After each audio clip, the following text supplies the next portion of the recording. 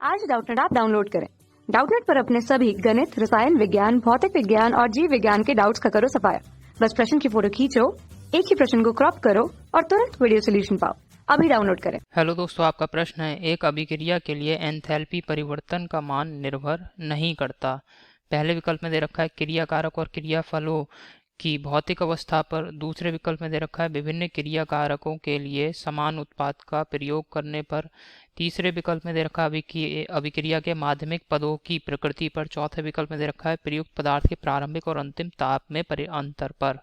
तो चलिए इस प्रश्न को हल करते हैं। तो दोस्तों, अभिक्रिया के लिए जो एंथैल्पी परिवर्तन होता है, एंथैल्पी परिवर्तन, ये दोस्तों अभिक्रिया के माध्यमिक पदों की प्रकृति पर निर्भर नहीं करता है। ये हमने कहाँ से लिखा? हेस ने अपने नियम में बताया था। अब इसको एक उदाहरण से समझ लीजिए। जैसे कि हमने क्या करा, एक हमने अभिकारक ले लिया ए, और इससे दोस्तों सीधे सीधे हमने एक उत्पाद अपना डी बनाया। ठीक है, एक तो ये सी डायरेक्ट अभिक्रिया है, इसमें आप अभिकारक ए लेंगे और इससे उत्पाद डी बना लेंगे। यहाँ पे एंथैल्पी में परिवर्तन क्या हो जाएगा? Delta H.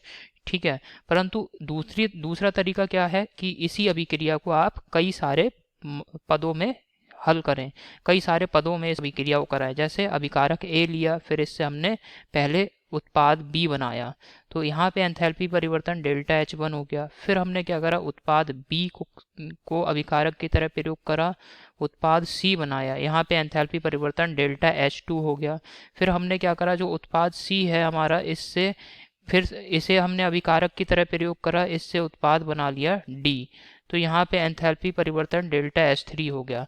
तो ये जो अभिक्रियाओं के जो पद हैं, अब ये जो पहला पद हो गया ए से बी, दूसरा पद बी से सी, तीसरा पद सी से डी, ये सभी क्या है? माध्यमिक पद हैं। माध्यमिक पद हो गए। ठीक है, माध्यमिक पद हो गए। और यहाँ पे आप देख रहे हैं उत्पाद तो हमें क्या मिल रहा है? डी बनाना है हमें।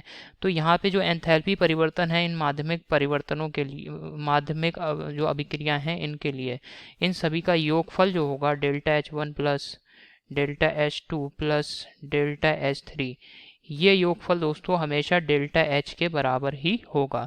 ठीक है, तो चाहे आप अभिक्रिया इस प्रकार से कराएं, माध्यमिक पदों के आधार पर कराएं, या फिर आप सीधे सीधे अभिक्रिया को करा दें, तो एंथैल्पी परिवर्तन में कोई भी यहाँ पे परिवर्तन यहाँ पे देखने को नहीं मिलेगा। एंथैल्पी परिवर्तन का मान नियत रहेगा। ये दोस्तों हेस ने अपने नियम में बताया था, तो यहाँ पे इसको मैं लिख दे रहा हूँ।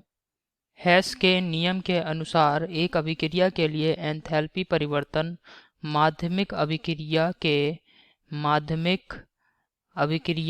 के पदों की प्रकृति पर निर्भर नहीं करता है। ये दोस्तों हेस ने अपने नियम में बताया। ठीक है, तो हमारे प्रश्न का उत्तर क्या हो जाएगा कि एंथैल्पी परिवर्तन माध्यमिक अभिक्रिया के पदों की प्रकृति पर निर्भर नहीं करता है। ये विकल्प देखते हैं कौन सा सही है। तो पहले विकल्प में दे रखा है क्रिया कारक और क्रिया फलों की भौतिक अवस्था पर, ये गलत विकल्प है। दूसरे विकल्प में दे रखा है विभिन्न क्रिया कारकों के लिए समान उत्पाद का प्रयोग करने पर, यह भी गलत विकल्प है। तीसरे विकल्प में दे रखा है अभिक्रिया के माध्यमिक पदों की प्रकृति पर, यह बिल्कुल सही विकल्प है, तीसरा विकल्प। चौथे विकल्प में यहाँ दे रखा है प्रयुक्त पदार्थों की प्रारंभिक और अंतिम तापों में अंतर पर, यह भी गलत विकल्प है। तो आशा करता हूँ आपको ये समझ में आया होगा। धन्यवाद। कक्षा 6 से 12वीं से लेकर नीट, IIT, JEE वो एडवांस के लेवल तक 1 करोड़ से ज्यादा छात्रों का भरोसा। आज ही डाउनलोड करें डाउटनेट ऐप या व्हाट्सएप करें अपने सारे डाउट्स 8400 400 400 पर।